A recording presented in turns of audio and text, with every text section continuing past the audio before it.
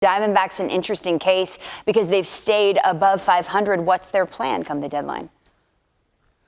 Lauren, good morning. I believe as we talk about buyers and sellers at this year's deadline, the Arizona Diamondbacks are going to be one of the teams we talk about the most over the next 2 months leading up to, yes, August the 2nd. Here's the reality. As you point out, they're in probably the toughest division in baseball right now when you consider the quality of the three teams ahead of them in the standings: Dodgers, Padres, Giants. At the same time, they also have three of the top starting pitchers that one could reasonably assume would be available if the D-backs remain in fourth place in the National League West, and here they are: Bumgarner, Gallen, Kelly. Now, their rotation ERA is among the best in the major leagues, but there will come a time, Lauren, where the Diamondbacks have to be realistic about where they stand. Yes, there is one more spot to compete for, but I think the D-backs front office will have to look at this and say, how close do we have to be one of the wild card spots, and reasonably look at our chances to claim one of those spots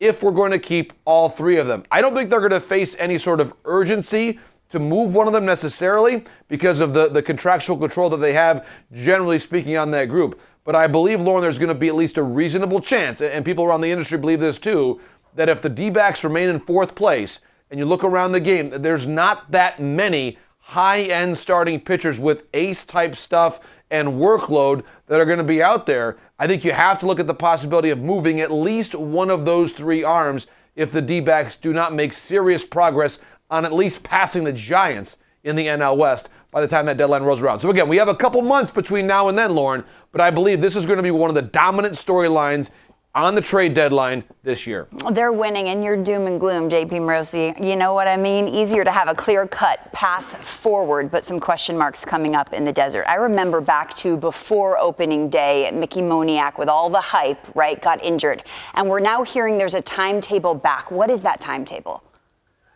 Lauren, it could be in the next couple weeks. This is very, very good news for the Philadelphia Phillies and Joe Girardi, because Mickey Moniak in spring training put together one of the best performances for any hitter in the Grapefruit League. And of course, he was injured right at the end of spring training. The Phillies were really ecstatic about the quality of his at-bats. I had a conversation with Mickey right around opening day as well, where it seemed as though the former number one overall pick had really figured some things out about his swing, and he's now advancing, already been promoted a level during the course of his minor league rehab assignment. So, Lauren, right now, based on the way that Mickey is playing, the quality of the at-bats that he's putting together at the minor league level, I would expect he is days and not weeks away from coming back from what was that wrist injury that he had right at the end of spring training. So again, the Phillies, it's been a tough go for them early on from the standpoint of getting production out of center field.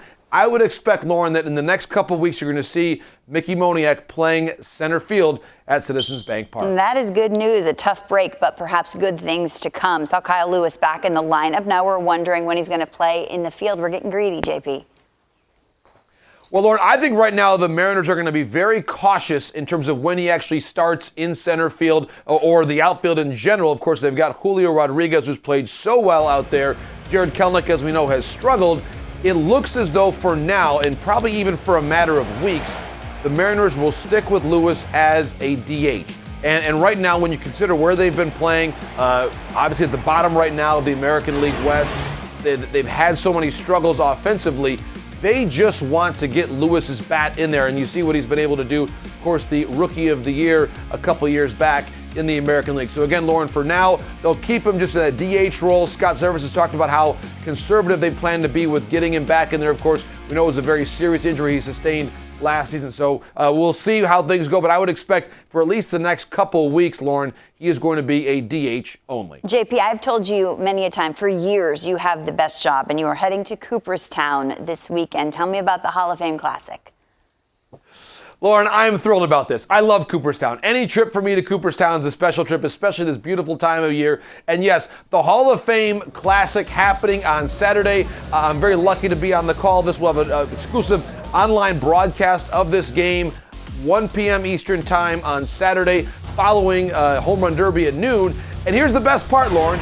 I'm going to have some MLB Network teammates with me.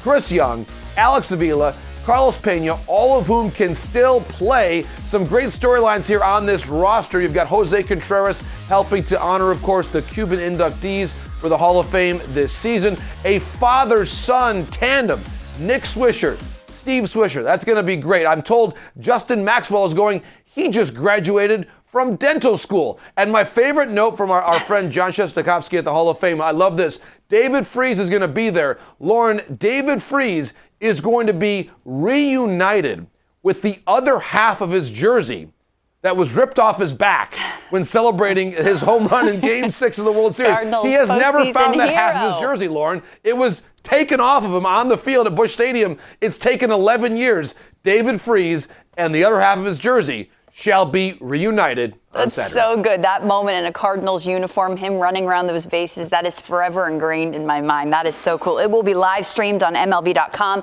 at 1 p.m. Eastern on Saturday. Enjoy, my friend. Thanks so much.